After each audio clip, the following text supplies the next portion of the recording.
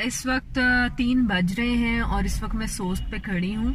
सोस्ट के बारे में मैंने अभी यहाँ पे जो है पीछे पढ़ा भी है कि यहाँ सोस्ट ड्राई पोर्ट है जहाँ से चाइना के साथ हमारा इंपोर्ट एक्सपोर्ट चलता है। मैंने कुछ चाइनीज़ ट्रक्स भी खड़े हुए देखे थे, अभी रास्ते में अगर चलते हुए कुछ नज़र आते हैं तो डेफिनेटली मैं आपके साथ शेयर करूँगी।